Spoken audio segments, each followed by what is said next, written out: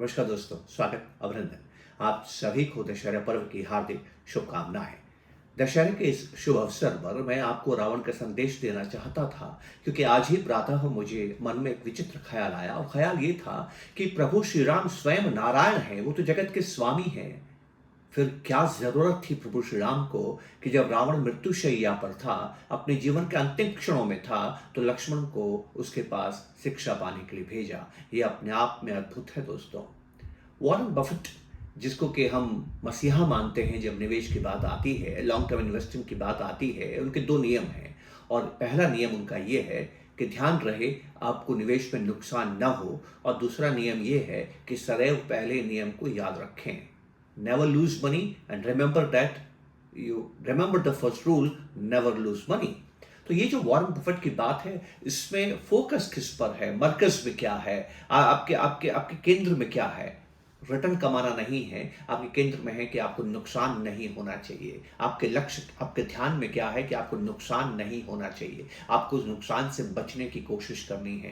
प्रभु श्री राम यही संदेश देना चाहते हैं कि जीवन में हम सभी सफलता चाहते हैं। इसके लिए पहली ज़रूरत यह है कि आप असफलता को किस तरह से दूर रख सकते हैं, असफल होने के क्या कारण होते हैं, हमें असफलताएं क्यों प्राप्त होती है, उस पर भी ध्यान देने की ज़रूरत है।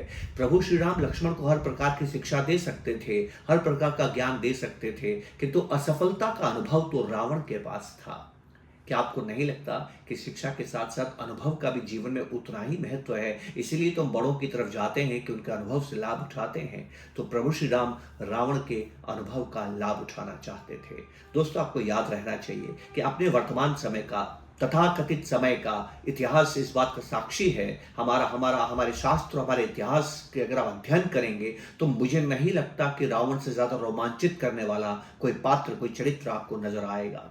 वो एक महान योद्धा है, अपने समय का सबसे शक्तिशाली योद्धा है। वो वेदों का प्रकांड पंडित है। वो हर प्रकार से 16 कलाओं में निपुण है, महादेव का भक्त है, और इतना परम अजय योद्धा है कि स्वयं त्रिदेव भी सीधे युद्ध में उसको पराजित नहीं कर सकते हैं। ऐसा रावण असफल हो जाता है, क्या कारण है?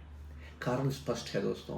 बहुत ध्यान से हमें इस बात को समझने की जरूरत है कि आपको लक्ष्य क्या करना है, आपको साधन को लक्ष्य करना है कि साध्य को लक्ष्य करना है। रावण ये बात समझ नहीं पाया। रावण ने शक्ति का संचार किया, शक्ति को ही लक्ष्य बना लिया। शक्ति साधन है, लक्ष्य नहीं। साधन तो एक राजा के लिए, वो राजा था, राजा के लिए शक्ति का जो साध्य है वो प्रजा कल्याण है, वो मानव कल्याण है, स्वयं शक्ति का संचार नहीं है। प्रभु श्री राम और रावण में फर्क क्या है? रावण हर प्रकार से श्रेष्ठ है दोस्तों, जैसा कि हमने बात किया, हर प्रकार से श्रेष्ठ है। जो ज्ञान उसने प्राप्त किया, जो जो शिक्षा उसने प्राप्त की, कदाचित प्रभु श्री राम के पास भी वो उपलब्ध नहीं थी। तो फिर उसके पास ऐसा क्या था जो कि वो प्रभु श्री राम से उसको भिन्न करता है? दोस्तों, उसमें मर्यादा नहीं थी, मर्यादित आचरण नहीं था, मर्यादित व्यवहार नहीं था, उसका भावनाओं पर नियंत्रण नहीं था। अगर आप प्रभु श्री राम के जीवन को देखते हैं तो उनके जीवन के जीने के तरीके की वजह से उन्हें मर्यादा पुरुषोत्तम कहा गया है, पुरुषों में उत्तम कहा गया है। दोस्तों, वो पुरुषों में उत्तम क्यों हैं? क्योंकि उनका अपने भावनाओं पर नियंत्रण है, वो अपने मर्यादित आचरण करते हैं, वो शक्ति को साधन बनाते हैं, शक्ति को साध्य नहीं बनाते हैं। और उनके ध्येय में राजा होने की वजह से हमेशा प्रजा कल्याण है, मानव कल्याण है। इसीलिए तो हम सभी राम राज्य चाहते हैं। जी हाँ, मर्यादित आचरण का मतलब क्या होता है दोस्तों? हमारे देश की जो जीडीपी है, साल दर साल नॉमिनल जीडीपी की अगर मैं बात करता हूं, वो 12% की दर से बढ़ रही है। अब इस 12% के अंदर हम सभी हिंदुस्तान के 140 करोड़ लोगों का योगदान है। कोई योगदान ज्यादा देता है, कोई योगदान कम देता है, और हम सभी का औसत योगदान है कि हमारे राष्ट्र की आमदनी, हमारे राष्ट्र के जीडीपी बढ़ने की गति 12% के आसपास है। हमारे बाजार को काम करते हुए 40 साल हो गए हैं। इन 40 सालों में हमारे बाजार ने 16% का रिटर्न दिया है, पर हमारे बाजारों ने पिछले 20 साल में 12% का रिटर्न दिया है। ऐसा क्यों है? क्योंकि पिछले पिछले 20 सालों की महंगाई उसके पूर्व के 20 सालों की महंगाई से कम थी। तो 40 सालों के अंदर पहले के 20 साल में हिंदुस्तान की महंगाई 12, 13, 14, 15% रहा करती थी। तो जाहिर है कि आपका रिटर्न भी ज़्यादा रहेगा। अब आपकी महंगाई नियंत्रण में है तो आपका रिटर्न भी कम हो गया है। अगर आप एक लार्ज कैप इंडेक्स में निवेश करते हैं तो आपको मर्यादित रिटर्न की अपेक्षाएं जो करनी है वो 12% के आसपास करनी है। और अगर आप मिड कैप स्मॉल कैप जैसे निवेश करते हैं, दीर्घावधि के लिए निवेश करते हैं, तो आप 14 और 15% को लक्ष्य कर सकते हैं। ये जो 40 सालों का इतिहास है ना दोस्तों, इस 40 सालों के इतिहास में 1992 ऐसा साल था, 2000 ऐसा साल था, 2007 ऐसा साल था जब आपके बाजार ने लगभग 80, 90, 100% के आसपास रिटर्न दिया है। पर इसी बाजार के अंदर 92, 2000, 2008 का ऐसा समय भी आया कि बाजार ने ऐसे गोते लगाए कि एक साल में 50% का नुकसान भी हमें हो गया। ऐसा क्यों हो गया? क्योंकि बाजार को मर्यादित रिटर्न देना है, दीर्घावधि में मर्यादित रिटर्न देना है। और वो कितना है? जितनी आपकी जीडीपी ग्रो करती है। लार्ज कैप के लिए 12% के आसपास, स्मॉल कैप मिड कैप के लिए 14 और 15% के आसपास। तो भले ही आपके बाजार में किसी एक साल में 100% का रिटर्न आ जाए, तो उसके बाद में ऐसे साल आते हैं जब आपको 50% का नुकसान भी हो सकता है। पिछले 3-4 सालों से मिड कैप स्मॉल कैप बहुत अच्छा रिटर्न दे रहे हैं। हम सभी खुश हैं इस रिटर्न को पाके।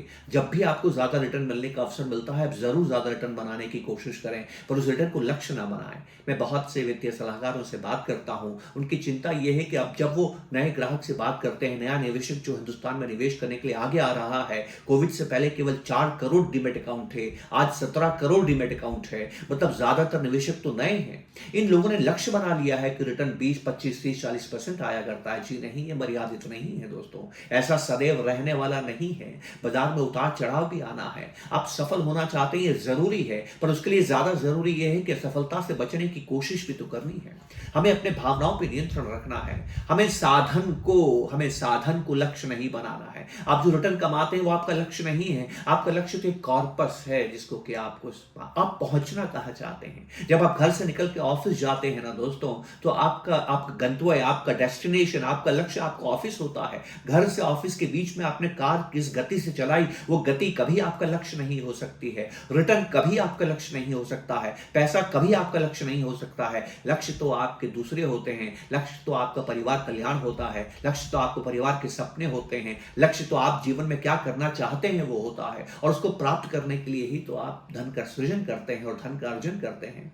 पर उसकी गति कितनी है, ये ऐसा ही है जैसे आप सड़क मार्ग पे तय करते हैं कि सुरक्षित रहते हुए अपने वाहन की गति को आप काबू में रखते हैं। हाँ, ये जरूर है कि जब आपको बहुत दूर जाना होता है तो आप पैदल नहीं जाते हैं, साइकिल से नहीं जाते हैं, बाइक से नहीं जाते हैं, क्योंकि इनके मुकाबले आपकी बस की, ट्रेन की, हवाई जहाज की गति बेहतर होती है। पर हमेशा उनकी गति भी तो एक जैसी नहीं रहती है। तो यहां से अगर आप ट्रेन में बैठ के, हवाई जहाज में बैठ के भी कहीं जाएंगे तो आप गति को लक्ष्य नहीं बनाएंगे, आप जहां पहुंचना चाहते हैं उसको लक्ष्य बनाएंगे। आज इस दशहरे के दिन हमें यही बात समझने की जरूरत है। गौर से मेरी बात सुनिएगा। प्रभु श्री राम ने लक्ष्मण को रावण के पास क्यों भेजा? ये इस बात का संदेश है कि लक्ष्मण भावी पीढ़ी है, क्योंकि वो लक्ष्मण प्रभु श्री राम के अनुज थे। लक्ष्मण भावी पीढ़ी हैं और प्रभु श्री राम भावी पीढ़ी को संदेश देना चाहते हैं कि तुम्हें वो गलती नहीं करनी है जो गलती रावण ने की है। आप नए निवेशक हैं, आपको वो गलती नहीं करनी है। जो रिटर्न आपको मिला है पिछले 3-4 सालों में, इसको सदैव के लक्ष्य नहीं बनाना है दोस्तों। अगर आपको अभी औसत से ज्यादा रिटर्न मिला है तो आगे ऐसे वर्ष भी आएंगे जब औसत से कम रिटर्न आएगा। आपको विचलित तो नहीं होना है। आपको एक मर्यादित रिटर्न को लक्ष्य करना है। और उसके लिए आपको करना क्या है? उसके लिए आपको शनि शनि आप लगातार हर महीने कमाते हैं, हर महीने बचाते हैं, हर महीने निवेश किए और एसआईपी के जरिए आप निवेश करते चले जाइए। एसआईपी में 2 तरह से आप निवेश करते हैं। एसआईपी में रिटर्न को लक्ष्य मत बनाइए। एसआईपी में लक्ष्य बनाइए कि कितने सालों में आपको कितना कॉर्पस खड़ा करना है। सिर्फ अपने वित्तीय सलाहकार को बताएं कि मुझे 1 करोड़ का कॉर्पस चाहिए। अब 1 करोड़ के कॉर्पस के लिए आपको अगर 15 साल का समय है तो 20,000 रुपए हर महीने जमा करना होगा। अगर आपके पास में 10,000 रुपए हैं तो 18-19 साल का समय आपको लक्षित करना होगा। अगर आपके पास में 10-11 साल का ही समय है तो आपको 25,000-30,000 रुपए नियत करने होंगे। और अगर आपके पास 10 साल का समय है तो आपको हर महीने 50,000 रुपए नियत करने होंगे, क्योंकि हिंदुस्तान की जीडीपी 12% के आसपास से बढ़ रही है। लेकिन एक खूबसूरत बात बताता हूं, आप स्टेप अप एसआईपी कर सकते हैं। जब आप स्टेप अप एसआईपी करते हैं तो खूबसूरत बात होती है। अगर आप 20,000 रुपए की स्टेप अप एसआईपी करते हैं तो 15 साल के अंदर आपका पहला करोड़ बनता है। लेकिन अगर आप स्टेप अप एसआईपी करते हैं तो 15 साल के अंदर आपका 1 करोड़ नहीं, 1.25 करोड़ रुपया बनता है। जी हाँ, अगर आप स्टेप अप एसआईपी करते हैं तो और बेहतर तरीके से आप अपने कॉर्पस का निर्माण कर सकते हैं। जो मैं आपको संदेश देना चाहता हूँ बहुत बहुत ही सिंपल है। निवेश में आपको सबसे ज़्यादा अगर कोई बात करनी है तो भावनाओं पे नियंत्रण करना है। रावण हमें यही संदेश देता है और इसीलिए रावण का हर समय, हर साल दहन किया जाता है कि आपको क्या करना है। दुनिया की तमाम शक्तियाँ पाने के बाद भी, दुनिया की हर प्रकार से शिक्षा प्राप्त करने के बाद भी रावण असफल होता है क्योंकि वो अपने भावनाओं पर नियंत्रण नहीं करता है और वो शक्ति को ही साध्य बनाता है, साधन नहीं। आप जो रिटर्न प्राप्त करते हैं ना दोस्तों, ये साधन है। ये कभी ज़्यादा हो सकता है, कभी कम हो सकता है। इसको आपको लक्ष्य नहीं बनाना है। लक्ष्य तो आपको वो कॉर्पस बनाना है जो आपके सपने पूरे करते हैं। यकीन मानिए, हिंदुस्तान की इस बढ़ती अर्थव्यवस्था में आप कभी निराश नहीं होंगे। हिंदुस्तान की अर्थव्यवस्था क्यों बढ़ रही है, इसके बढ़ने के कारण क्या है, इसके बढ़ने की औसत गति क्या रह सकती है, हम दिवाली के समय इस पे विस्तार से चर्चा करेंगे। पर आज क्योंकि दशहरा का मौका था तो मैं सिर्फ रावण दहन को ध्यान में रखते हुए यही बात कहना चाहता था कि प्रभु श्री राम ने ऐसा क्या देखा कि लक्ष्मण को रावण के पास शिक्षा प्राप्त करने के लिए भेजा। जी हाँ, असफलता से अनुभव प्राप्त करें। सेबी की रिपोर्ट कहती है कि हमारे बाजार में 93% लोग असफल हो रहे हैं। हमारे बाजार में जो 93% लोग पैसा बनाने के लिए आ रहे हैं वो असफल हो रहे हैं। वो असफल क्यों हो रहे हैं, गौर कीजिए। वो रिटर्न को टारगेट कर रहे हैं, वो रिटर्न को, प्रतिलाभ को लक्ष्य कर रहे हैं। जी नहीं, आपको कॉर्पस को लक्ष्य करना है। कभी इस पर चिंतन कीजिएगा, मनन कीजिएगा और अपने वित्तीय सलाहकार के साथ में आप मंत्रणा जरूर कीजिएगा और आपको मेरी बात समझ में आएगी। उम्मीद करता हूं कि रावण का संदेश आप तक पहुंचा होगा। आपने मुझे समय दिया, इसके लिए बहुत बहुत शुक्रिया। नमस्कार। एक निवेदन आपसे जरूर करूंगा, अगर वीडियो पसंद आया है तो जरूर लाइक करें, सब्सक्राइब करें और अपनी जान पहचान वालों के साथ, दोस्तों के साथ साझा करें। उम्मीद है आप ऐसा करेंगे क्योंकि आपके ऐसा करने से मुझे ऊर्जा प्राप्त होती है और मुझे वीडियो बनाते रहने की शक्ति प्राप्त होती है। नमस्कार दोस्तों, ध्यान रखें। नमस्कार, जय हिंद।